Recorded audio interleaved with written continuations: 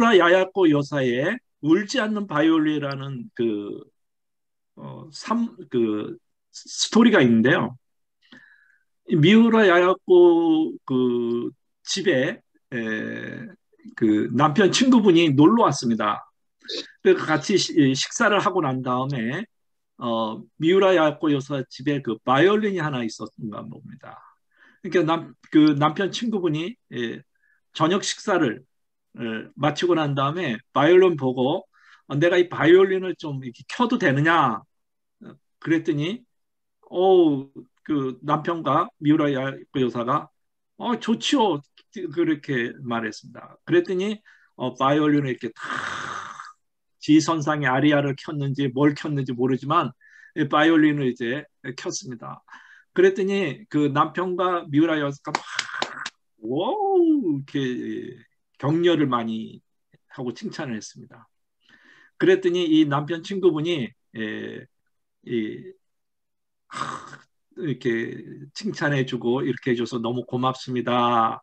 그렇게 하면서 어, 자기 아내는 자기가 바이올린을 키면은 그게 무슨 바이올린을 키냐고 구박을 해가지고 결혼 초창기 때 이 아내를 위해서 즐겁게 하려고 이렇게 바이올린을 켰는데 아마 아내가 음악 전공자인 건가 봅니다. 그랬더니 그게 뭔 바이올린이라고 구박을 해가지고 바이올린 지금까지 안 켰다는 거예요. 그러면서 미우라 여가사가 그 이제 남편 친구분을 헤어지고 난 다음에 이런 말을 했습니다. 여보, 혹시 당신은 울지 않는 바이올린이 없습니까? 그랬더니 남편이 아주 멋진 답을 했습니다. 어, 나는 울지 않는 바이올린이 없고 다 당신이 울게 했다. 사랑하는 아내 여러분, 남편에게 혹시 여러분이 너무 구박해가지고 기죽고 살지 않는지 좀 잘 살펴볼 수 있기를 바랍니다. 그래서 남편의 어른도 이렇게 상처를 받게 되는 겁니다. 또 역으로 제가 아는 사모님은 이화여대 나왔습니다. 아주 엘리트고 내가 볼 때는 퍼펙트한데 우울증이 왔어요. 그 왜 우울증이 왔냐 그랬더니 이 남편이 왜 이것도 못하냐 저것도 못하냐 이렇게 또 그 목사님은 아주 퍼펙트해 집안도 퍼펙트 모든 게 퍼펙트하다 보니까 아내에 대해서 그렇게 하니까 이 아내가 또 사모라는 중압감도 있는데 남편으로 또 그런 소리 들으니까 우울증이 와버렸어요. 그래서 이제 저를 만나서 오랫동안 이제 같이 이야기하고 기도하고 이제 그렇게 한 적이 있는데 그래서 우리는 이 남한테 크게 이렇게 괴롭게 울지 않는 바이올린을 주기가 쉬운데 그래서는 안 됩니다. 그래서 어린아이만 상처받는 게 아니라 어른도 상처받는다는 거죠. 그래서 고래는 칭찬도 뭐 하는 거예요? 춤추게 하죠. 남편, 아내 여러분, 남편이 마음에 안 듭니까? 아주 속썩이고 있습니까? 지금부터 작전을 바꾸세요. 칭찬하면은 남편이 바꿔지고 또 그 남편이 여러분에게 잘해줄 줄 믿습니다.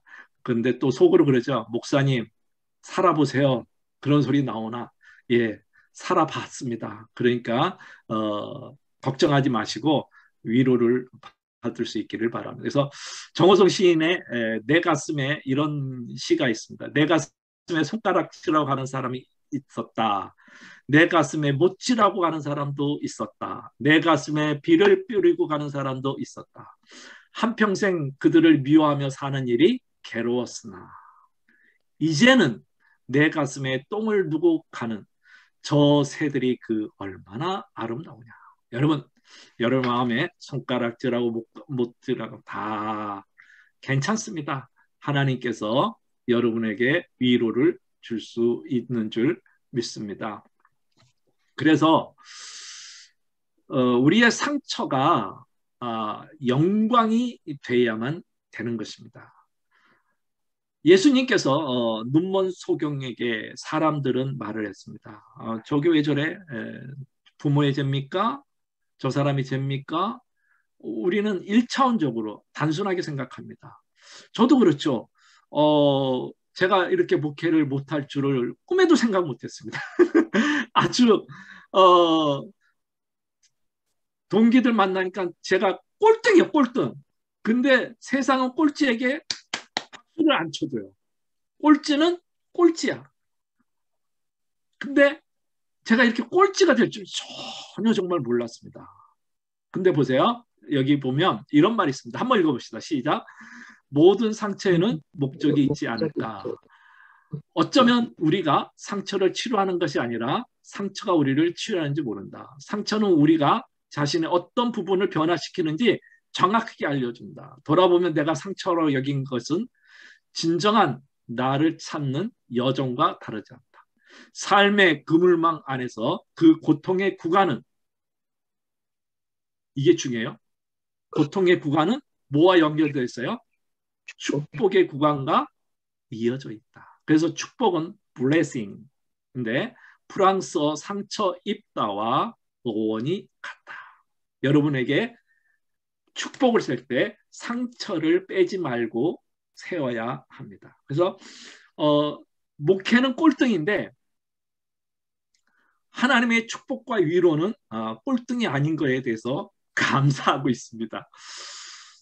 그래서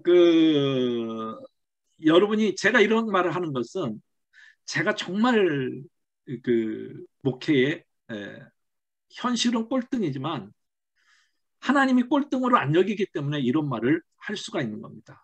여러분도 마찬가지예요. 여러분의 마음속에 있는 슬픈 상처를 누구에게 이야기를 해야 되는데 이야기하지 않고 자꾸 가슴에 컵이 쌓여두면 치료는 물 건너갑니다. 그래서 심리학에 보면 뭐 정신과에 가면은 뭐 비의자 기법, 뭐 또 인형 기법, 뭐 역할 바꾸기 이런 것들을 하는 것은 다 마음속에 있는 것을 끄집어내기 위해서 그렇습니다. 근데 이러한 끄집어내는 것은 이제 한계점이 있습니다. 제가 한 상담한 부분 중에는 기가 막혀요. 어느 이렇게 내적 치유 세미나 가가지고 부부가 서로 속에 있는 것을 말하게 하는 시간을 가졌습니다. 그러니까 막 은혜가 오고 하니까는 그 아내가 남편에 대해서 속마음을 다 이야기하는 거예요. 그랬더니 남편이 충격을 받은 거예요. 자기는 사랑했다고 생각했는데 아내가 이런 마음을. 근데 가가지고 남편은 마음의 문을 싹 닫아버렸어요. 그리고는 그게 안 풀리니까는 결국은 이혼을 할 수밖에 없어. 우리가 뭐 사이코, 비인의자 뭐 이런 거 다 좋은데 나중에 제가 이제 좀 하겠지만 하나님의 위로가 임하면 되는 것입니다. 사랑하는 여러분, 상처를 감추지 말고 이야기할 수 있는 여러분이 되기를 바랍니다. 그래서 여러분이 부부 생활할 때 아주 어른스럽게 서로 사랑하면은 여러분의 내적 아이가 잘 자란 겁니다. 근데 부부 사이가 서로 원만하지 못하면 내적 아이가 어느 한쪽에 머물러 있는 거예요. 그러면 부부는 힘이 듭니다. 행복하지 않아요. 그러니까 여러분의 애정 생활이 행복하기 위해서도 여러분의 내면의 아이를 빨리 안아주고 보듬어주고 치유할 수 있어야만 되는 겁니다. 그래서 데이비드 시먼스라는 그 목사님의 책에 보면 치유받아야 될 아이는 네 종류로 있잖아요. 상처받은 아이, 미움받은 아이, 부끄러움이 가득 찬 아이, 그리고 두려워하는 아이가 부부 생활에서도 너무 상처 주고 또 상처받고 미워하고 미움받고 또 아내를 부끄러워하고 남편을 부끄러워하고 또 남편을 두려워하고 아내를 두려워하고 이런 것들은 다 힘든 거죠. 우리나라의 한신대 교수로 계시면서 내적 치유의 대가인 정태기 목사님은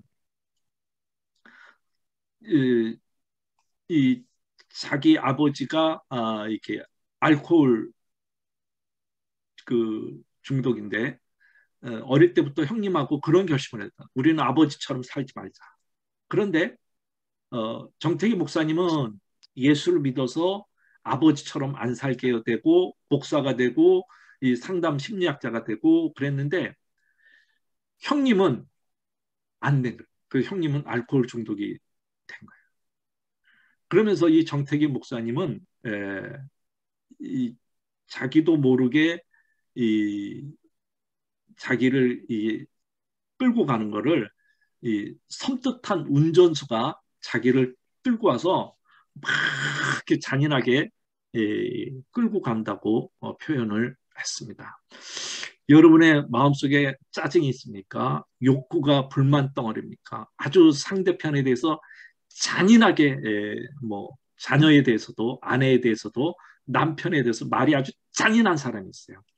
그러면 아주 여러분의 마음속에 섬뜩한 운전수가 살아 있다는 거예요. 이렇게 할 때 우리는 하나님이 안 계신다고 생각을 할 수가 있습니다. 그러나 하나님은 계십니다. 저와 여러분이 이 인생의 상처 가운데 받아들여야 될 것이 하나 있는데 삶은 고해다. 이것이 진리를 받아들일 때 삶은 결코 어려운 것이 아닙니다. 이러한 고통을 그러면 내가 어떻게 풀어야 되는가? 이 비밀 코드를 알면은 결코 상처는 상처가 안 됩니다. 제가 좋아하는 작가 중에 한 분이고 이 분의 책은 뭐 제가 뭐 여러 번 읽습니다. 제가 힘들 때 또 뭐 어떻게 할 때 많이 읽는 김혜남인데 이분이 이런 말을 했어요. 기억하라. 상처 없는 사랑은 없다. 중요한 건 사랑의 상처인 상처를 어떻게 피해가며 상처를 입었을 때 어떻게 치유해 가느냐. 그러니까 여러분이 어린 상처를 어떻게 치유하냐 이 비밀 코드를 풀어버리면 저처럼 뭐 힘들지만 해피하고 힘들지만 또 기쁘게 삶을 영위해 나갈 수 있습니다. 윤동주 시인은 이런 말을 했습니다. 슬퍼하는 팔복이라는 시인데 슬퍼하는 자는 복이 있나니? 복이 있나니? 복이 있나니? 복이 있나니? 복이 있나니? 그러면서 반전이 있는 게 아니라 뭐라 그러면 저희가 영원히 슬플 것이요 그랬습니다. 그러나 하나님을 믿는 사람은 영원히 슬프지 않고 그 슬픔이 변하여 기쁨이 바뀌는 것을 보게 됩니다. 천냥이 시인의 산문집에 보면 단 두 줄의 답장이라는 게 있습니다. 델마 톰슨에 관한 이야기인데요. 델마 톰슨이라는 이 작가가 군인 남편을 따라서 사막에 생활을 했습니다. 사막의 온도는 46도의 폭염, 또 모래바람, 사는 것이 감옥이었습니다. 또 그거는 또 멕시코 인디언이 살아서 말이 통하지 않았습니다. 그래서 아버지한테 편지를 썼어요. 아버지, 이혼해서라도 집에 돌아가고 싶습니다. 이곳은 차라리 감옥보다 낫겠습니다. 감옥이 더 낫겠습니다. 아버지는 딸의 긴 장문의 편지를 보고 단 두 줄의 답장을 합니다. 두 사나이가 감옥에서 창밖을 바라봤다. 한 사람은 흙탕물을, 다른 한 사람은 별을 보았다. 이 단 두 줄의 답장이 이 델마 톰슨의 작가가 되는 주춧돌이 되었고 이 작가는 거기에서 이제 사막에서 별을 보기 시작했습니다. 환경은 안 바뀌었지만 별을 보면서 쓴 책이 빛나는 성벽이라는 책을 썼습니다. 그러면서 그는 작가가 되고 난 다음에 이런 고백을 합니다. 나는 자신이 만든 감옥의 창을 통해서 별을 바라보았다. 여러분, 상처를 통해서 별을 바라보는 사람이 있고 상처에 함몰되는 사람이 있습니다. 여러분, 상처는 우리에게 몸살을 줄 뿐이지 우리를 죽이지 못합니다. 몸살의 고통의 비밀 코드를 풀어버리면 아무것도 아닌 것입니다. 청량리 시인의 뒤편에 보면 이런 시가 있습니다. 성당 종소리 끝에 울려 퍼진다. 저 소리 뒤편에는 무수한 기도문이 박혀 있다. 백화점 마네킹 앞모습이 화려하다. 저 뒷모습 뒤에는 무수한 시침이 꽂혀 있는 것이다. 뒤편이 없다면 생애 곡선도 없다. 예. 여러분의 뒤편에 그 파편들은 누구나 있습니다. 그러나 또 그 파편의 앞면은 또 하나님께서 영광으로 복귀됩니다. 서정조 시인의 자상이나 라는 시가 있습니다. 첫 문장이 아주 가슴이 아픈데요. 애비는 종이였다. 밤이 깊어도 오지 않았다. 팥뿌리 같은 늙은 할머니와 대추꽃이 한 주 서 있을 뿐이었다. 오면은 달을 두고 풋살과 하나만 먹고 싶다 하였으나 흙으로 바람벽 한 호롱불 밑에 손톱이 까만 애미의 아들, 가보년이라든가 바다에 나가서 놀아하지 않는다 하는 외할아버지의 숱 많은 머리털과 그 커다란 눈이 닮았다 한다. 보십시오. 23 동안 나를 키운 건 8알의 바람이었다. 세상은 가도 가도 부끄럽기만 하더라. 예, 서정주 시인을 키운 것은 8알은 바람이었습니다. 저와 여러분의 영혼이 아름답고 깊어지게 하는 것은 하나님께서 수많은 상처를 주었습니다. 상처가 많습니까? 누구보다도 불우하게 자랐습니까? 누구보다도 힘든 삶을 살고 있습니까? 하나님은 그 상처를 여러분이 셀 수 없는 만큼 위로로 해 주는 것입니다. 우리의 모든 상처는 흉터가 남습니다. 근데 이 흉터가 어떤 사람은 훈장이 될 수 있습니다. 근데 숨기기만 하면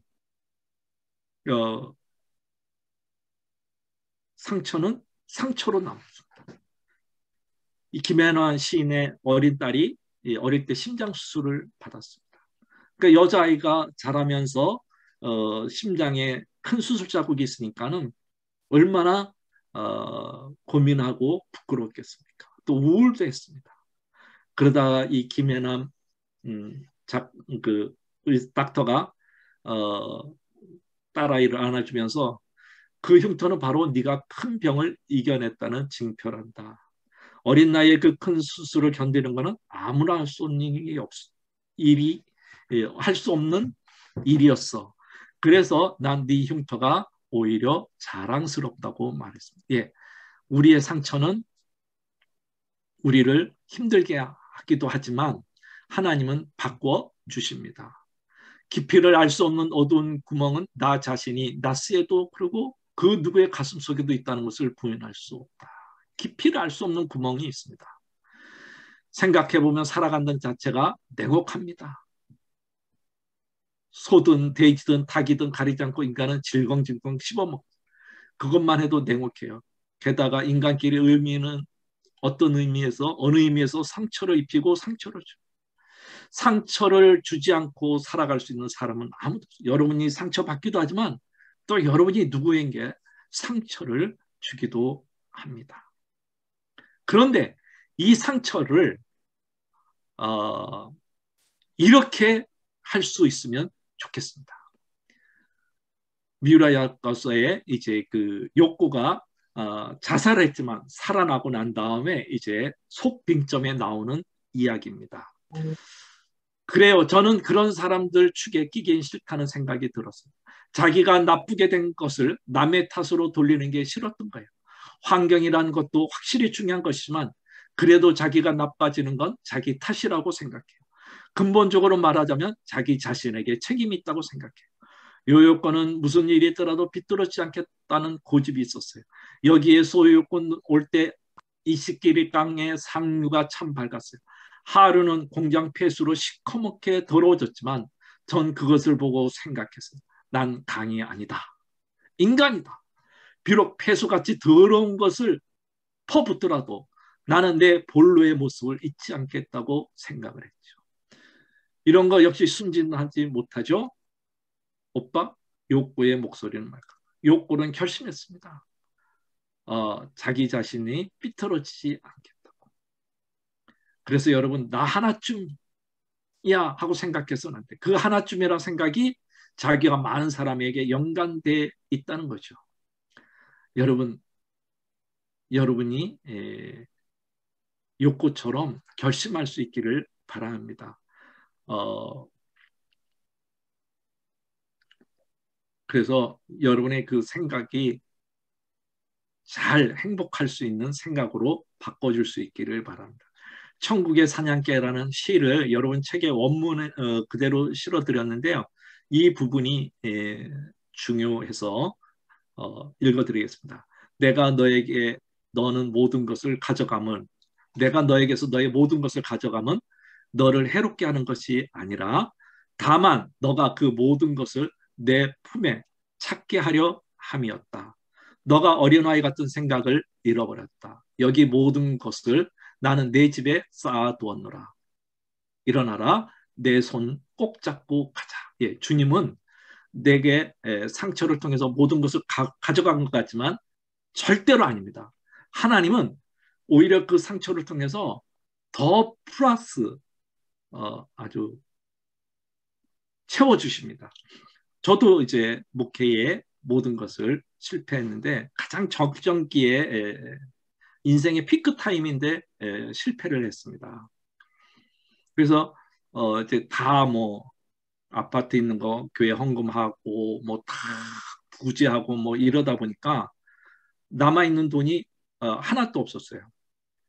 다 이제 하고 나니까는 또 귀양살이까지 저는 했습니다. 제 스스로 강화도에 이제 목회를 좀 한 적이 있는데 그때를 제가 이제 귀양살이라고 하고 환경이 어렵다 보니까 아이는 어떻게 맡길 데가 없어서 고시촌에 고시원에 맡겼습니다. 그때 아이가 중학교 3학년이었습니다.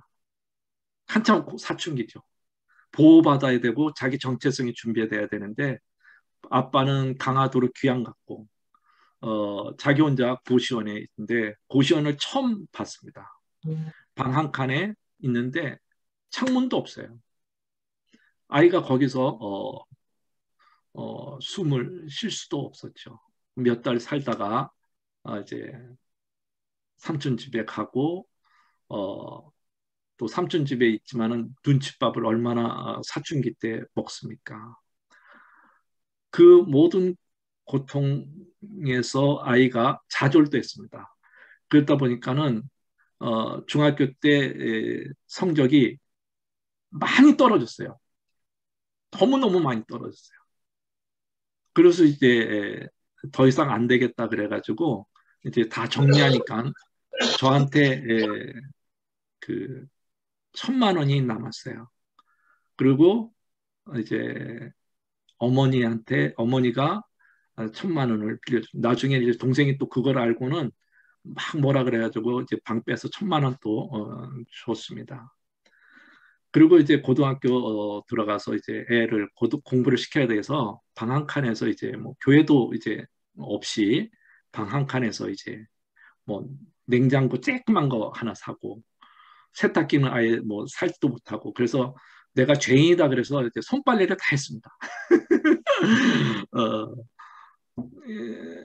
그리고 애가 고등학교 처음 가서 학교에 숙제물을 내는데 이제 뭐 이렇게 프린트를 해서 내야 되는데 손으로 써서 냈더니 선생님이 넌 왜 이렇게 손으로 써서 냈냐 그러니까 집에 컴퓨터가 없었어요. 그러니까 뭐 이러는 와중에 뭐 고등학교를 들어갔습니다. 중학교 때까지 성적이 엉망이었다가 애가 이제 작심을 하고 고등학교 때 이제 공부를 하기 시작을 합니다. 근데 뒷바라지를 해줘야 돼요, 한국에는. 근데 뒷바라지를 할 수가 없어요. 그런데 하나님께서 나를 위로해 주는데 제가 이제 이 아이를 위해서 기도하고 또 내 자신을 위해서 기도하는데 하나님께서 그런 음성을 들려주는 거예요. 네가 이 길을 가면 내가 네 자녀를 복을 주겠다. 그리고 저는 그 음성을 가슴에 간직하고 있었어요. 그랬더니 하나님께서 이 아이에게 지혜를 주기 시작하는데 어, 뭐 엄마의 치맛바람 뭐 이런 게 있어야지 학교에서 스타가 되는데 이 아이는 그러지 않은데도 하나님께서 지혜를 줘가지고 어, 고등학교 졸업할 때 차석으로 졸업을 하고 여러분이 잘 아는 관악산에 있는 대학교를 또 들어가고 또 그 들어가서 장학금으로 공부하고 또 서울대학교 로스쿨을 졸업하고 또 박사과정까지 이제 마치게 됐습니다.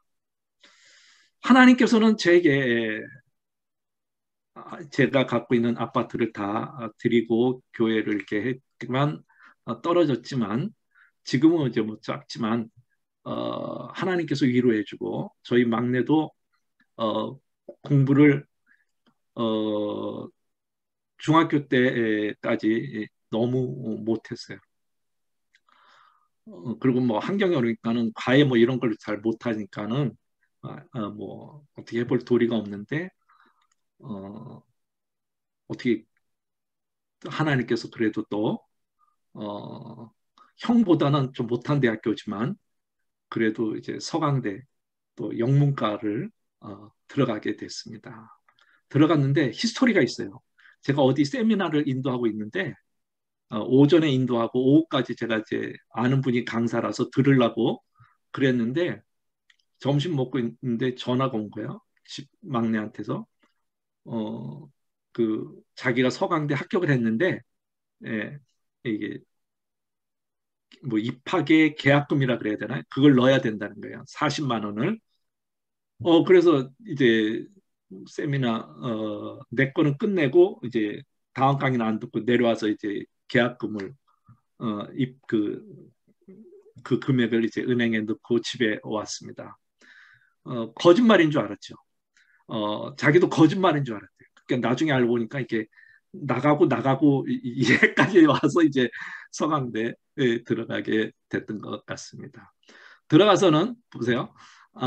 나는 다 잃어버렸지만 아이들을 하나님께 다 장학금으로 막내도 장학금으로 얘가 중학교 3학년 때 한 번 우는 거예요. 이때까지 비행기 못 탄 사람은 자기밖에 없다는 자기 학교에서. 그런데 대학교 들어가서는 어, 뭐 하나님께서 얘를 업어 키우는 것 같습니다. 뭐 전 세계로 여행을 하나님께서 시키시고 그런 것을 봅니다. 여러분의 상처가 있습니까? 헨리 나우누에는 이렇게 말합니다. 그는 상처 입은 치유자가 되도록 부름받았다. 그것은 자신의 상처를 먼저 돌보는 동시에 다른 사람의 상처를 치유할 수 있도록 준비되는 것이다. 예.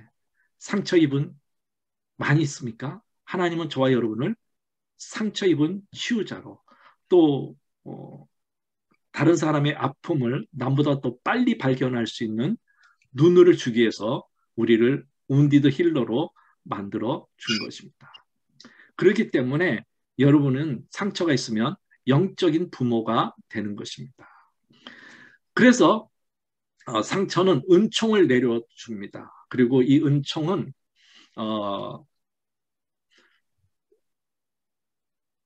우리가 은총에게 가는 것이 아니라 하나님이 우리에게 은총을 데려다 주고 있는 것입니다.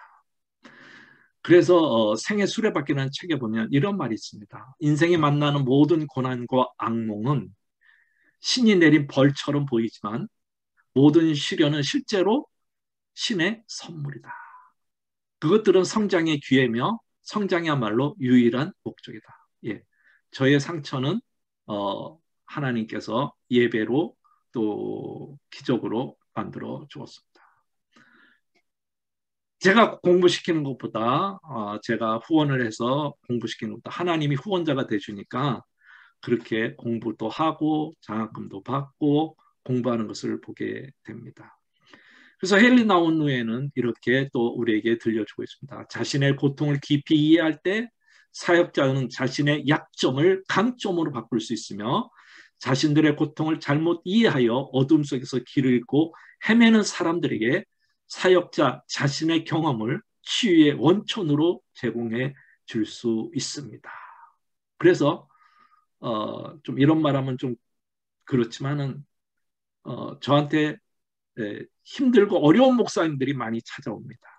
전에는 밥을 사줄 수 없었는데 요새는 이제 하나님께 조금 이슬을 내려줘가지고 정말 힘들고 어려운 목사님들이 찾아오면 식사 대접하고 그들의 이야기를 들어주며 고민을 들어주고 있습니다. 왜 그럴까요? 하나님께서 상처 입은 치유를 하기 위해서.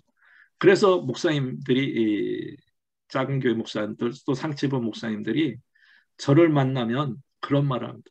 왜 목사님은 나한테 한 번도 잘못했나 잘했냐 이런 말을 안 하고 그냥 가만히 들어주냐고 너무 고맙다고 말을 합니다. 정여울은 이렇게 말합니다. 나는 상처 입은 치유자가 되고 싶다. 상처를 입어 피눈물을 흘리며 아무것도 할 수 없는 피해자가 아니라 마침내 트라우마의 흉터보다 더 아름다운 꽃을 피워내는 끝내 자신뿐 아니라 타인의 마음 또한 어루만지는 다정한 사려 깊은 치유자가 되고 싶다. 그래서 어떤 목사님은 저를 보면서 목사님, 나는 목사님 보면 희망을 느낍니다. 그래서 예, 희망을 많이 가지세요. 그런 말을 합니다. 그리고 한 번은 그 좀 어렵다 그래서 목사님, 사모님 또 두 분 또 저희 가정 이렇게 해서 6명을 식사 제보를 이제 했습니다. 그리고 제 하염없이 이야기를 듣고 제 이야기를 들어줬더니 사모님이 그 자리에서 펑펑 우는 거예요. 얼마나 미안한지. 그러면서 목사님 위로가 됐습니다. 그러더라고요. 여러분 남을 위로한다는 거 쉽지 않습니다. 상처 입은 치유자만이 할 수 있는 겁니다. 여러분 여러분 그 자신이 이제 콩가루 집안이라고 생각합니까? 내 신앙이 콩가루야 생각합니까? 아닙니다. 이철한 작가의 어둠 속에서 바다는 푸르다에 보면 이런 말이 있습니다. 나도 처음에는 콩가루 집안이라 생각했거든. 가만히 생각해 보니까 그 반대일 수 있다는 생각이 들어. 가족이 저마다 자기 목소리를 내며 싸울 수 있다는 것은 그 집안에 억압이 없다는 거잖아. 엄마나 아빠나 목소리만 크게 들리면 그 집안은 위험한 집안이야. 그 집안에 억압된 자아가 있다는 뜻이잖아. 피를 나눈 식구지만 여러 사람이 한 집안에 붙어 사는데 싸움이 없으면 비정상이지. 지나치지 않다면 소리 지르며 싸우는 가족이 건강한 가족이야. 시끌벅적한 집안에 상처받은 자도 있지만 그 상처받은 상처는 일반적인 상처가 아닐 테니까 그 집안은 무너지지 않을 거야. 여러분의 받은 상처는 상처가 아니라 하나님께서 이런 말을 들려줍니다. 여호와께서는 상하는 자의 마음을 가까이 하시고 중심에 통호해야 하는 자를 구원하신다. 여러분의 마음이 깨졌습니까? 상처 입었습니까? 하염없이 하나님을 가까이 하면은 하나님께서 위로해 주시는 것입니다. 그래서 우리는 우리 인생을 아모르 파티, 내 자신을 좀 사랑할 수 있어야만 될 것입니다.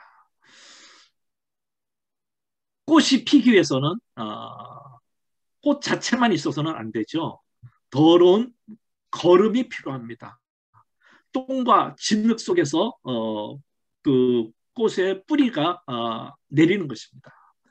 마찬가지로 나쁜 조건에서 인생의 꽃은 피우는 것입니다. 인생의 꽃을 피운 사람은 대단한 업적을 이룬 사람이 아닙니다. 인생의 순간순간들을 사랑하고 작은 기쁨들을 온전히 누리며 잘 사는 사람입니다. 프랑스 철학자 프레딕티 르누아르는 이렇게 말했습니다. 인생의 가치는 그 생애를 얼마나 많은 것을 이루었냐가 아니라 행위 하나하나에 깃든 현존의 질이 달려있다. 오늘 하루 여러분이 하나님 앞에 행복할 수 있기를 바랍니다. 그래서 인생은 폭풍우 속에서 어떻게 살아남는 것이 아니라 폭풍 속에서 어떻게 춤을 추는가 하는 것입니다. 여러분의 인생에 폭풍우가 있습니까? 마음에 상처가 있습니까? 거기서 댄싱, 춤을 출 수 있는 저와 여러분이 되기를 바랍니다. 그래서 이런 말이 있습니다. 폴 베르라는 분이 쓴 책인데 김남도 교수의 1000번을 흔들려야 어른이 된다는 책에 나오는데 같이 한번 읽어보겠습니다. 내 생애에서 가장 빛나는 날은 성공한 날이 아니라 비탄과 절망 속에서 생과 한번 부닥쳐 보겠다는 느낌이 솟아오를 때다. 할렐루야. 여러분 비탄합니까? 절망합니까? 한번 부닥쳐 보세요. 하나님께서 여러분을 위로해 주는 것을 보게 될 것입니다. 여러분 보십시오. 행복하게 살았던 영웅이 있다고 생각합니까? 아무도 없습니다.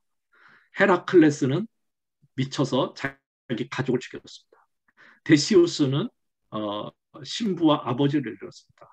아이소는 자녀와 두 번째 부인, 그 전처에게 살해를 당했습니다. 필레로포는 키메라를 죽였지만 페수스에 떨어지는 바람에 불구가 됐습니다. 예, 신들도 이렇게 행복한 사람이 없습니다. 그래서 삶은 고해인다는 것을 저와 여러분이 꼭 알아두었으면 좋겠습니다. 그러나 이 과거가 현재를 지배해서는 안 됩니다. 저도 마찬가지죠. 힘들고 어려운 과거가 지금 내 생애를 짓누르고 있다 그러면 제 자녀들은 미래가 없었을 거죠. 그러나 그것을 하나님께서 위로해 줬기 때문에 아이들이 그런 대로 해피하게 살아가고 있습니다. 현재의 과거의 무거운 이불을 걷어내버리고 여러분이 맑은 공기를 한번 쐬어볼 수 있기를 바랍니다. 과거가 고통스러웠다고 해서 현재까지 고통스러워하는 법은 없습니다. 과거가 고통스러웠다면 그것을 잘 지내온 것만으로도 여러분이 이제 행복할 필요성입니다. 과거가 불행했다고 해서 지금 행복하지 않을 필요성은 없다는 거죠. 당신은 행복해질 것입니다. 과거의 슬픔을 인정하고 슬픔을 이겨낸 자신을 대견하게 바라볼 수 있다면 행복할 자격이 있다고 스스로 믿습니다. 여러분, 하나님께 여러분과 저를 행복하게 했습니다. 제 인생에 하염없이 눈물을 흘릴 때도 있었지만 하나님께서 가끔 미소 짓게 할 때도 있습니다. 하나님의 위로가 있습니다. 그래서 유진아 시인의 시가 하나 있는데 같이 한번 읽어볼까요? 시작. 털어봐 아프지 않는 사람이 있나. 꾹 잡아 슬프지 않는 사람이 있나. 찾아봐 힘들지 않는 사람이 있나. 건드려봐 눈물 나지 않는 사람이 있나. 물어봐. 이거는 꽉 무는 게 아니에요. 여쭤보라는 거예요. 사연 없는 사람이 있나. 살펴봐 고민 없는 사람이 있나. 가까이 다가봐 삶의 무게가 없는 사람 어디 있나. 그래서 천석구는 걱정이 몇 개예요? 1000가지. 1000개. 예, 만석구는 10,000개. 걱정이 1개. 그래서 저는 큰 교회 목사님들은 고민이 많습니다. 그렇지? 저처럼 작은 교회 목사는 고민이 하나밖에 없어요. 하나님의 은혜 내려주세요. 하나님만 생각하면 돼요. 그래서 어떻게 보면 역설적으로 행복합니다. 그래서 항나연의 시에 상처 없는 생은 없다는 시가 있는데 여러분한테 다 시를 들려주었습니다. 풀도 바람에 베어 고개 숙이며 아파하고 꽃도 빗방울에 앉는 무게를 이기지 못해 찢어지고 나뭇잎도 햇빛 살과 엮여지면 시들어지는 것을 모두가 다 상처 입어 질의 겁을 먹고 있잖아. 상처 없는 생이 어디 있으랴. 저마다 한숨과 원이 많아. 마음속 이슬 털지 못하고 툭 건드리면 터질 울음보 주렁주렁 주렁이며 달고 사는 것을. 예. 다 누구나 울음보 하나 가지고 삽니다. 그러나 이 울음보가 여러분을 불행하게 하지 않습니다. 잠시 몸살은 가져오게 하지만 죽게 하지 않습니다. 하나님의 위로가 반드시 있습니다. 그래서 정호성 시인의 상처에 보면 비 오는 날에 빗방울에도 상처가 있습니다. 눈 오는 날에 눈송이에도 상처가 있습니다. 비 그치면 햇살에도 상처가 있다고 말을 합니다. 그래서 정채봉 시인이 백두산에 올라가 봤습니다. 백두산의 천지라는 연못을 보고 시인은 이렇게 말합니다.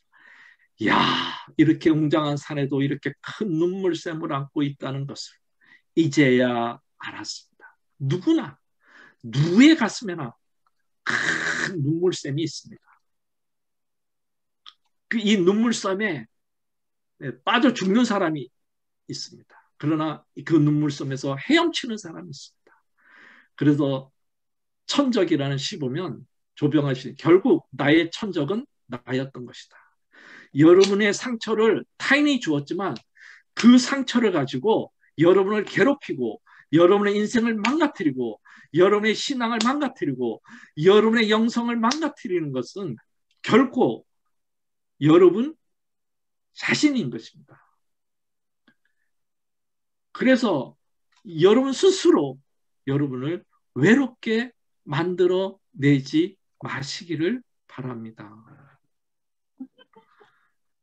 여러분은 사랑받도록 창조되었습니다. 그래서 당신은 사랑받기 위해서 태어났다는 것을 잊지 마시기를 바랍니다. 사랑받지 못하고 사는 것은 새의 날개를 잘라버리는 것과 같습니다. 여러분은 하나님의 사랑을 받고 있는 사람입니다. 결코 세상이 여러분에게, 부모가 여러분에게 사랑을 주지 못했다 그래도 하나님은 여러분을 충분히 사랑하는 겁니다. 여러분의 고통이 여러분의 삶의 날개를 잘라버리지 않기를 바랍니다.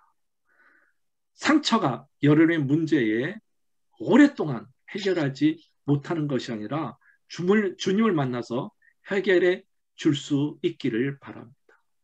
여러분, 나종용 시인의 노랑 붓꽃이라는 시 마지막에 연애 보면 이런 말을 했어요. 나는 사랑했으므로 이 세상 모든 것이 내 안에 있음을. 그러면서 마지막에 이런 말이 있습니다. 나는 상처를 사랑하면서 알았네. 여러분, 남편으로부터 받은 상처가 있습니까? 상처를 사랑해보세요. 그러면 의미를 알게 될 것입니다. 저처럼 인생에 상처가 있습니까? 상처를 사랑하니까 거기에 하나님의 섭리와 하나님의 축복이 이제 저는 영적으로 실눈이 떠졌습니다. 그 실눈을 이제 저는 보게 되고 있습니다. 그래서 사랑을 하게 되면 사랑을 하면 알게 되고 알게 되면 보이나니 그것은 보이는 것은 전과 같지 않습니다. 이제 여러분의 상처는 전과 같이 보이지 않게 됩니다. 한 계절의 고통이 나머지 계절의 고통 가져다 줄 기쁨을 파괴하지 말아야만 됩니다. 어린 시절 한 계절의 고통이 나머지 봄, 여름, 가을 파괴하지 않기를 바랍니다. 여러분의 인생의 겨울이 봄, 여름, 가을을 파괴하지 않았으면 좋겠습니다. 여러분 인생이 겨울입니까? 마음이 겨울입니까? 따뜻한 봄이 모든 것을 녹입니다. 하나님의 은총이 여러분의 마음에 스며들 수 있기를 바랍니다. 모든 것을 읽고 서리와 얼음으로 덮인 나무일 때 헐벗은 가지에 바람소리만 가득 찰 때 그것으로 자신의 전생애를 판단해서는 안 된다. 연약한 움이 튀운 시기에 그 연약함이 오히려 진 기대를 무시하지 말아야 합니다. 삶에서 오는 기쁨, 깨달음의 결실은 모든 계절의 빛과 별자리들이 건네주는 선물인 것이다. 여러분, 설이 내렸습니까? 얼음이 꽁꽁 얼었습니까? 괜찮습니다.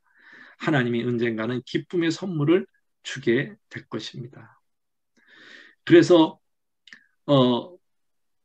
절망은 영어로 disappointment라 그러는데 그것은 바꾸면 his appointment, 하나님의 약속이 됩니다. 여러분, 여러분의 계획이 틀어지고 뭐 상처 때문에 모든 것이 뒤죽박죽이 됐더라도 그것 때문에 절망하지 마십시오. 하나님은 그분의 약속으로 때가 되면 바꿔 주실 것입니다. 여러분, 그래서 우리가 삶에서 꼭 필요한 것이 복원력인데 복원력이 뛰어난 사람도 스트레스를 받습니다. 그러나 이 복원력이 뛰어난 사람은 스트레스에 함몰되고 침몰되는 것이 아니라 그것을 극복할 수 있다고 생각을 합니다. 오히려 그것을 통해서 성장의 기회로 삼습니다. 다른 사람을 탓하기보다는 오히려 고통과 실망을 이겨내는 법을 배웁니다. 예, 하나님께서 나에게 고통을 주고 어려움을 주는 것은 하나님께서 나에게 뭐를 주기 위해서? 기쁨을 주기 위해서? 뭘 주기 위해서? 축복을 주기 위해서. 지금 하나님께서 내 손에서 모든 것을 뺏어갔다고 생각합니까? 저처럼 아무것도 없었습니까? 하나님께서 이제 쌓아 주시는 것입니다. 운물가의 여인처럼 빈 항아리를 주께 올려보십시오. 드려보십시오. 하나님께서 세워 주시는 것입니다. 네. 유리잔이 이미 깨어진 것과 마찬가지로 우리의 모든 것이 깨어질 수도 있습니다. 그러나 깨어지는 그 순간도 함께하면 행복이 되는 것입니다. 그러기 위해서는 우리의 자아를 내려놓고 하나님 앞에 내 모든 자아를 내려놓을 때 우리는 축복을 받을 수 있게 됩니다. 5020 한상이라는 말이 있습니다. 좌절된 꿈의 치유에 데이비 시먼스라는 분에게 나오는 문구인데요. 이거는 창세기 50장 20절을 데이먼 시버스라는 분이 한 것입니다. 창세기 50장 20절은 요셉의 말입니다. 요셉은 누구보다도 상처를 많이 받았습니다. 배다른 형제가 있었고 친엄마는 일찍 죽고 뭐 계모라 그러면 좀 그렇지만 자기 어머니 아닌 어머니가 세 사람이나 있었습니다. 자기 밑에 있는 동생은 자기가 돌볼 수밖에 없습니다. 왜? 그 아이가 태어나보다 그 자기 친모가 죽었기 때문에 그렇습니다. 얼마나 인생의 얼룩이 많습니까? 아빠의 사랑은 받았지만 아빠의 사랑이 크면 클수록 형제의 미움은 눈덩이처럼 불어났습니다. 그리고 형제들에게 팔려서 또 낯선 이방의 나라에 팔려가기도 하고 노예의 삶을 살기도 하고 또 죄수의 삶을 살기도 합니다. 그러나 요셉은 말합니다. 당신의 모든 것을 하나님은 선으로 이루어졌다는 것입니다.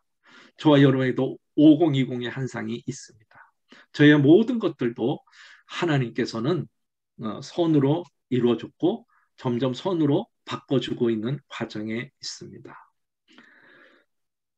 윌리엄 카프라는 시인은 이렇게 우리에게 말을 들려줍니다. 삶이 아무리 거칠고 소란스러워 보여도 이를 현명하고 아름답게 가꾸는 사람에게는 지혜라는 깊은 호수에서 온 힘을 다해 찾아낸 진주이다. 여러분 지혜를 가지고 여러분의 운명을 사랑할 수 있기를 바랍니다. 어둠은 어둠이 아닙니다. 어둠을 감추고 있는 빛의 실체가 있습니다. 카를 쿠스타프 융은 그것을 어둠의 빛이라고 명령했습니다. 캄캄한 시간을 통해서만 깨닫는 것이 있습니다. 오직 어둠을 통해서 인도되는 빛이 있습니다. 어둠 속에서도 바다가 푸르듯이 저와 여러분의 인생의 상처는 우리를 어둡게 하는 것이 아니라 빛으로 인도하는 것입니다. 루미의 시에 보면 때로 우리를 돕고자 그분은 우리를 비참하게 만든다. 물이 흐르는 곳이 어디든지 생명이 피어나듯이 눈물이 떨어지는 곳이면 어디든지 하나님의 자비가 드러낸다. 사랑하는 여러분, 상처 때문에 지금 눈물을 흘리고 있습니까? 하나님의 자비가 드러내는 땅입니다. 리케는 젊은 시인에게 보내는 편지에서 이렇게 우리를 위로해 주고 있습니다. 너의 마음속에 해결되지 않는 모든 것을 향하여 인내하라. 그리고 문제 자체를 사랑하려고 노력하라. 답을 찾으려고 하지 마라. 그것은 너에게 주어질 수 없다. 왜냐하면 너는 그 닭과 더불어 살 수 없기 때문이다. 중요한 것은 그대로 모든 것과 함께 살아가는 것이다. 문제 속에 그대로 그냥 살자. 문제 속에 그냥 그대로 살아가고 싶죠. 그러면 먼 훗날 너도 알지 못하는 사이에 서서히 답 속에 살게 될 것이다. 사도 바울도 자기 생애에 많은 미스테리가 있었습니다. 왜 내가 복음을 전하는데 돌에 맞아야 되는지, 내가 왜 복음을 전하는데 왜 감옥에 가야 되는지, 내가 왜 하나님을 위해서 내 생명을 바치려고 그러는데 유대인들은 나를 태장으로 때리는지, 심지어는 사도는 돌에 맞아서 죽은 줄 알고 사람들이 시체를 내버렸습니다. 그래서 사도는 자기 전생에 있는 모든 것을 다 알려 그러지 않았습니다. 때가 되면 알게 되리. 여러분의 상처 지금 다 알려고 그러지 마세요. 때가 되면 하나님께서 알게 될 것입니다. 이훈진의 작가의 말에 이런 말이 있습니다. 모진 말을 듣거나 슬픈 일이 있을 때 우리의 가슴에는 상처가 생겨. 그리고 우리가 모른 척한 사이 그것은 가슴속에 뼈처럼 딱딱하게 굳어지지 눈물을 흘려서 그 딱딱한 상처를 씻어내지 않으면 가슴을 짓누른 돌덩어리 될 줄 몰라. 내가 울어야 한다고 말하는 건 바로 이런 이유에서야. 상처의 진물이 다 빠지고 마음의 응어리가 녹게끔 눈물로 씻어내기를 바라는 거지.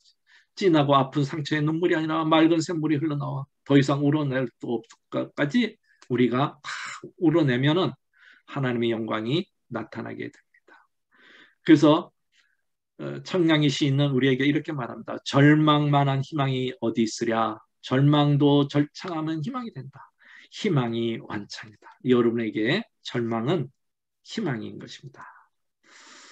아주 멋진 노래를 들으면 박수가 저절로 나오는 것처럼 절망은 절창하면 희망의 박수를 받는 거야. 처음부터 끝까지 완전하게 부르면 그 완창을 하면 그게 바로 희망이 된다고 말하고 있습니다.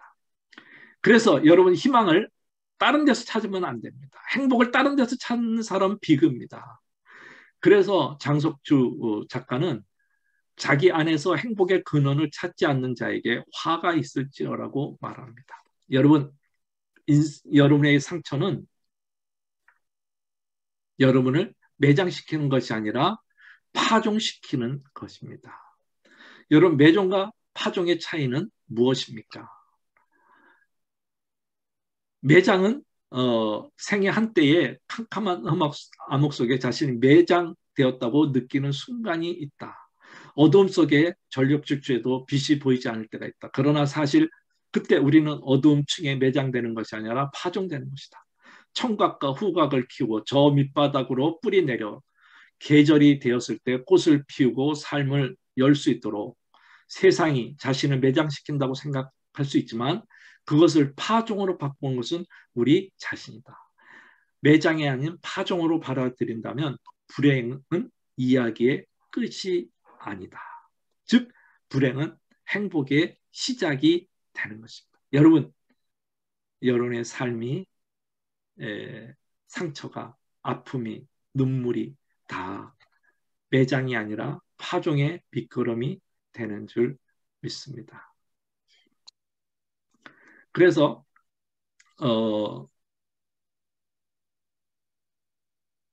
여러분은 이런 말을 할 필요성이 있습니다. 과가람 작가에 나오는 말인데요. 소공녀라는 작품을 다 읽어봤을 것입니다. 거기에서 따온 말인데요. 다이아몬드 강산에서 개발에 성공하는 이제 아버지가 친구를 만나서 이제 불을 되찾아서 세라에게 옵니다. 세라는 이제 아버지가 돈을 안 보내주자 여러분 잘 알다시피 뭐 지들이 들끓고 막 이런 곳에 살게 됐습니다. 아버지가 다시 오자 선생이 이런 말합니다. 이제 넌 다시 공주가 된 기분이겠구나. 빙정되지만 세라는 이런 말을 합니다. 저는 다른 어떤 것도 되지 않으려고 애썼을 뿐이에요. 가장 춥고 배고플 때조차도 다른 게 되지 않으려고 애썼어요. 즉 자기는 공주의 품격을 잊지 않으려고 말했습니다. 여러분도 상처가 여러분의 그 아픔에 그 삶의 모든 것을 깨트리지 않기를 바랍니다. 김태훈 선교사님, 이분은 그 서울 의대를 나오시고 의사인데 파킨슨병에 걸려 의사입니다. 에티오피아 선교사님이신데 깨어진 그릇에 보면 이런 문구가 있습니다. 한번 제가 읽어드리겠습니다. 주님은 그의 불행이 누구의 탓이나 잘못 때문이라고 말씀하지 않으신다. 그런 불행을 겪는 이들의 삶의 자리에 하나님께서 일하시는 역사를 드러내시는 그분의 섭리라고 하신다. 불행의 당사자인 그들이 하나님의 강력한 역사하심에 증인되는 그분의 계획이라고 말씀하신다. 네, 이분은 자기가 선교사로 나가서 한 40 생일 전에 파킨슨 병에 걸렸지만 불행이라고 생각하지 않냐고 하나님의 섭리를 드러내면서 지금 누구보다도 그 삶을 열심히 살아가고 있습니다. 여러분이 인생의 그 막다른 골목에 있을 때, 절망의 끝에 있을 때 여러분이 꼭 기억해야 될 말이 있는데 아직도 가야 할 길이 있다라는 것을 기억하라고 스캇백은 우리에게 말려주고 있습니다. 여러분, 그 우리 어린 동화책에 불러본 기찻길 옆 오막살이 아기 어떻게 돼요? 잘도 잔다. 예, 폭포 옆에 사는 사람의 귀에는 그 소리가 더 이상 들리지 않는다는 말이 있습니다. 그런 식으로 나도 그의 운명이라는 쏟아지는 물줄 옆에서 사는 법을 배웠다는 것입니다. 여러분, 끝없이 상처는 우리 죽을 때까지 옵니다. 고통은 죽을 때까지 옵니다. 그러나 더 이상 우리가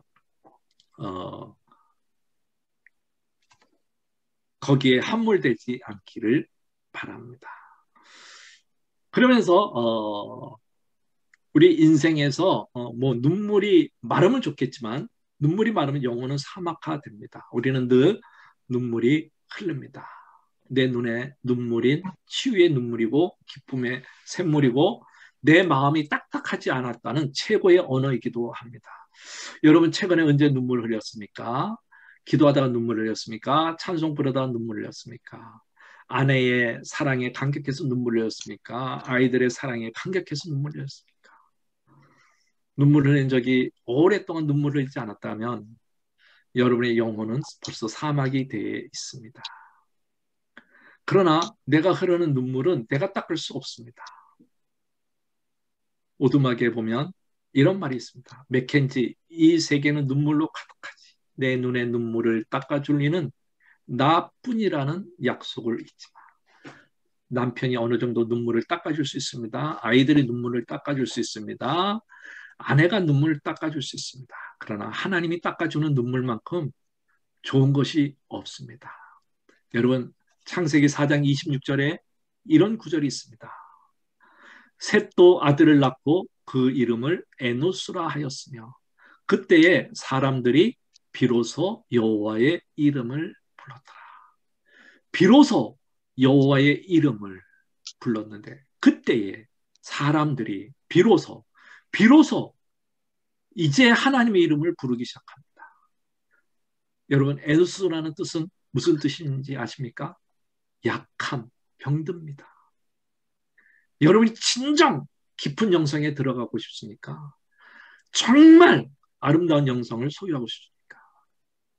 그 상처를 하나님께 아뢰고 여러분의 에노스, 약함, 여러분의 병듦을 하나님 앞에 가지고 가십시오. 그리고 하나님의 이름을 불러 보십시오. 그러면 이제 그때부터 진정한 기도의 삶이 시작됩니다. 저도 마찬가지입니다. 제가 그때부터 깊은 기도의 세계를 경험하게 되고 하나님의 음성을 듣고는 그 약속을 가슴에 생기고 하나님께서 이루어지는 것을 봅니다. 이제 남은 시간 얼마 없지만 하나님께서 이제 저에게 또 다른 하나의 약속을 주기를 저는 기다리고 있습니다. 루시아 시인의 소금이라는 시가 있습니다. 같이 한번 읽어보겠습니다. 소금이 바다의 상처라는 것을 아는 사람은 많지 않다. 소금이 바다의 아픔이라는 것을 아는 사람은 많지 않다. 세상의 모든 식탁 위에 흰 눈처럼 소금이 떨어질 때 그것이 바다의 눈물이라는 것을 아는 사람은 많지 않다. 그 눈물이 있어 이 세상의 모든 것이 맛을 낸다는 것을. 여러분의 눈물이 세상의 빛이 되고 여러분의 눈물이 여러분의 가정에 맛을 내게 됩니다. 그래서 이혜연의 시는 이렇게 말합니다. 여러분 인생에 살 때 힘들 때 이런 결심을 한번 해볼 수 있기를 바랍니다. 마음이 아플 때 꼭 하루만 살기로 했다. 몸이 많이 아플 때 꼭 한순간 살기로 했다. 고마운 것만 기억하고 사랑한 일만 떠올리며 어떤 경우에도 남의 탓을 안 하기로 했다. 고요히 나 자신만 들여다보기로 했다. 내게 주어진 하루만이 전생이라고 생각하니 저만치 행복이 웃으며 걸어갔다. 여러분 상처 때문에 마음이 너무 아픕니까? 내일을 생각하지 말고 하루 나 자신을 돌아보면 그렇게 살 수 있습니다. 그래서 꽃이라는 시에 보면 마음속에 박힌 못을 뽑아 그 자리에 꽃을 심는다. 마음속에 박힌 말뚝을 뽑아 그 자리에 꽃을 심는다. 꽃이 인간의 눈물이라면 인간은 그 얼마나 아름다운가. 꽃이 인간의 꿈이라면 인간은 그 얼마나 아름다운가. 여러분의 마음속에 박힌 못 빼고 그 자리에 하나님께서 꽃을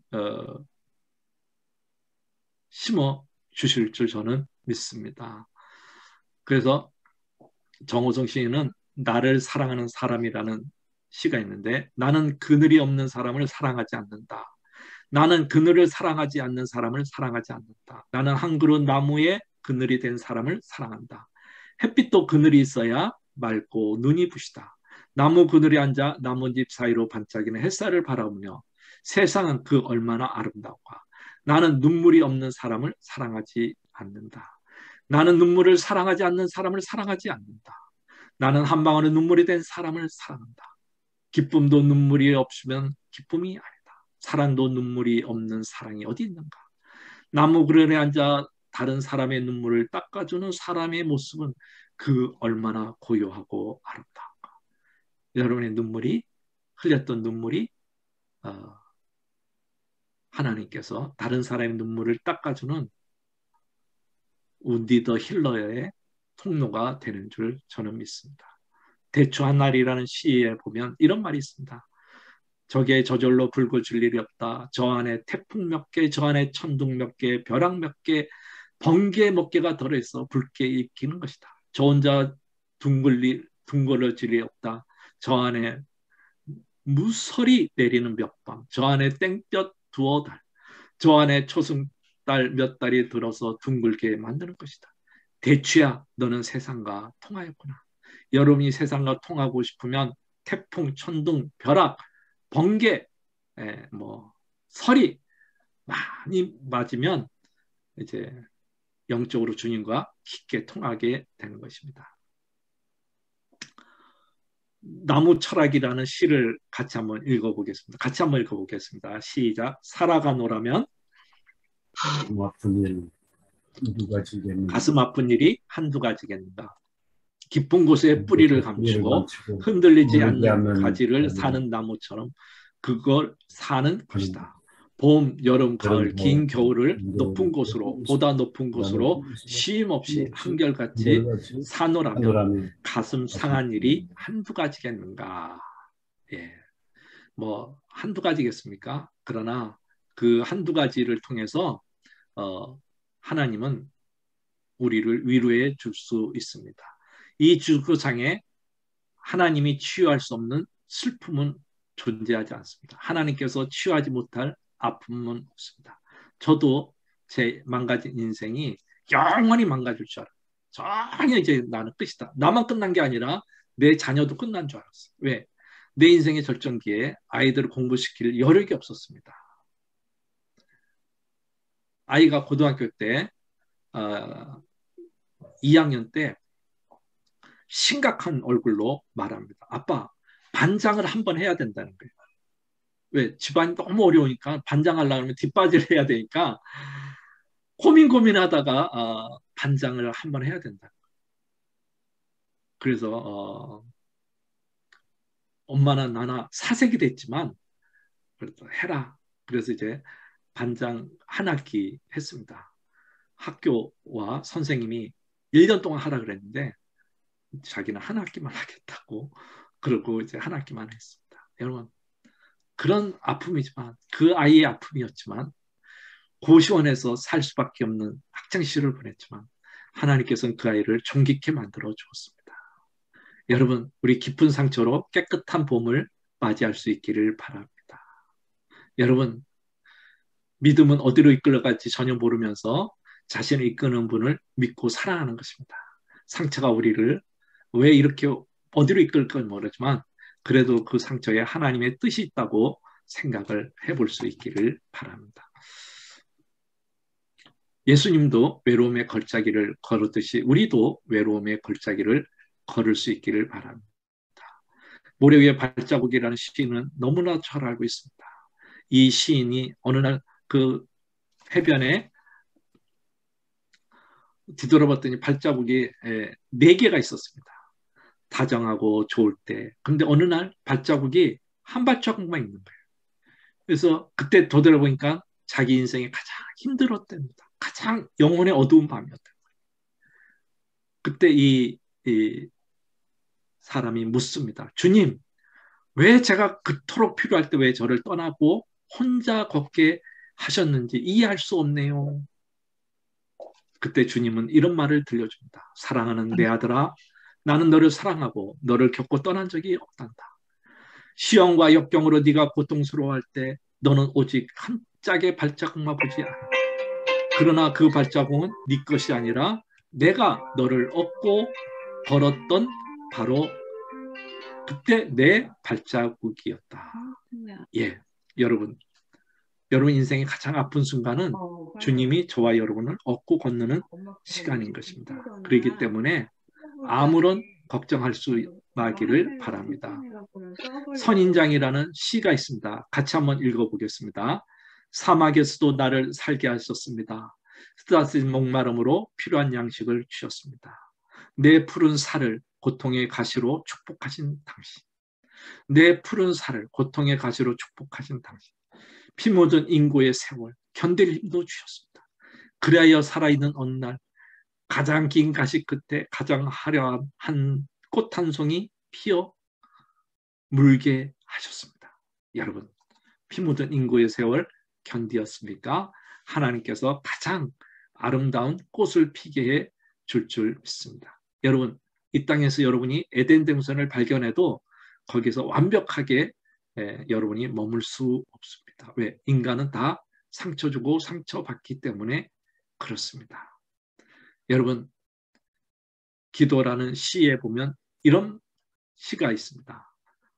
세로 티즈 테일이라는 분의 시인데 나 죽어갈 때 말해 주소서. 책처럼 살 속을 파고들어도 나 휘날리는 눈 사랑했다고.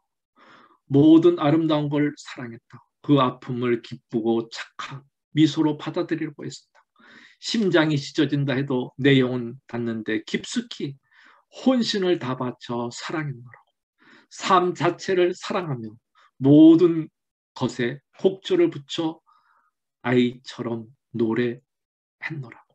여러분 상처 때문에 움츠러들지 말고 여러분의 심장이 찢어진다 해도 영혼이 닿는데 혼심을 다해서 여러분의 삶을 사랑하십시오. 주님을 사랑하십시오. 다가오는 모든 아픔에 곡초를 붙여 한번 노래해 보십시오. 머뭇거리다가 사랑을 하지 못하면 떠나가면 안 된다고 청량리 시인은 말합니다. 청량리 시인은 심장이 찢어지더라도 사랑해보라고 우리에게 말합니다. 여러분 생기 없는 슬픔의 수를 여러분이 찬란한 금빛으로 바꿔나갈 수 있기를 바랍니다. 영어를 여러분이 저보다 잘 하시는데 그 so it me라는 네. 이거는 이제 김혜남 작가의 책에서 나온 건데 당신과 나 사이라는 책인데요.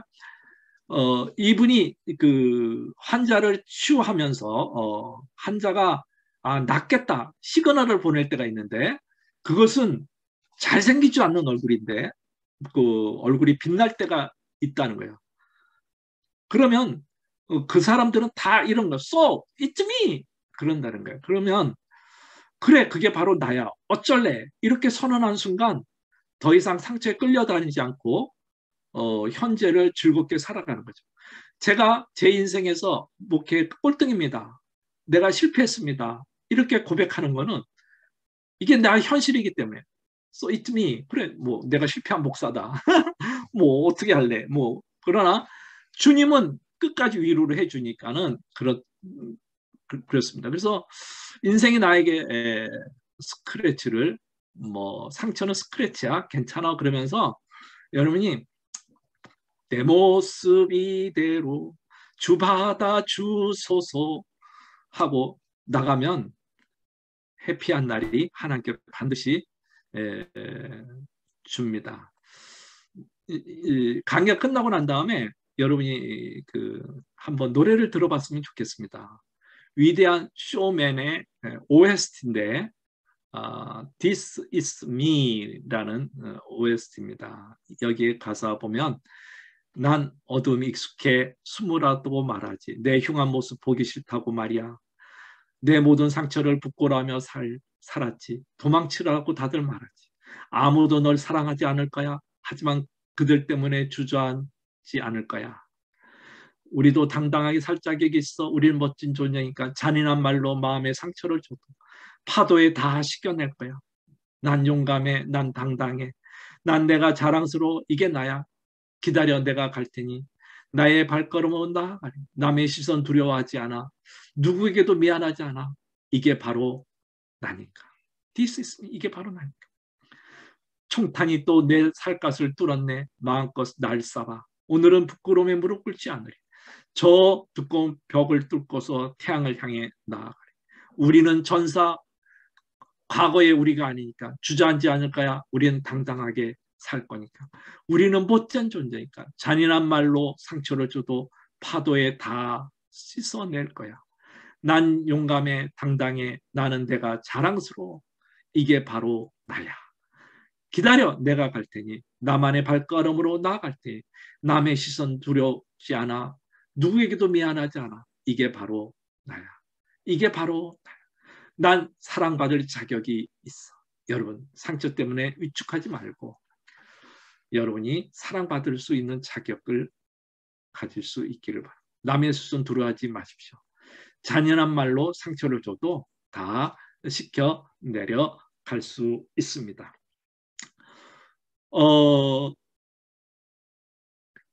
이거는 인도어입니다. 루시아 시인의 작가에 나오는 말인데요. 마지막으로 이 말들을 하면서 이제 강의를 마무리하고자 합니다.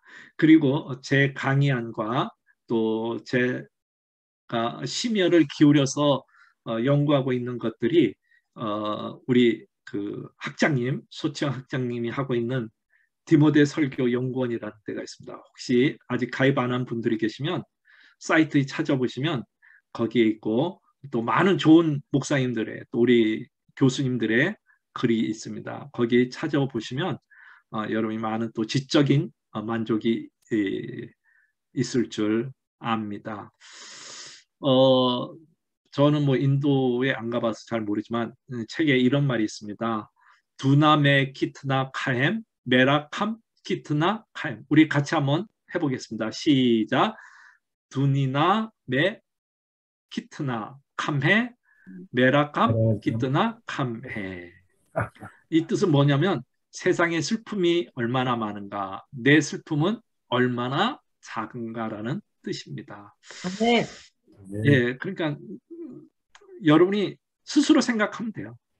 내 슬픔이 제일 작다. 그렇게 생각하면 됩니다. 그러면서 또 한마디 같이 해봅시다. 아주함 아즈함 바후 바흐 쿠시해. 이해. 나는 오늘 무척 행복해. 자, 가슴에 대고 한번 갑시다. 나는 나는 오늘 무척 무척 행복해. 행복해. 행복해. 예. 나는 오늘 조금 더 무척 이제 어학에 소질 있는 분은 아즈함 바후 푸시해. 아주함 여러분 푸시해. 스스로가 네. 행복한 여름이 되고, 인생의 상처는 뭐 빈의자 기법, 뭐 인연 기법, 뭐 이런 것들도 다 어느 정도 효과는 보지만 제 경험상 제가 상처에 또 인생의 상처와 모든 상처의 위로는 십자가 밑에서 하나님 앞에 하염없이 울 때 아멘. 그분이 찾아와서 저에게 들려줬던 음성입니다. 그 아멘. 음성을 들으니까는 마음의 모든 것이 아멘. 다 녹지는 않지만 조금씩 조금씩 녹아가고 있습니다. 저도 지금 뭐 아직도 많이 있지만은 조금씩 조금씩 넘어가고 남들이 뭐라 그래도 그래 뭐 어, 타인 입을 때는 실패한 목회자지만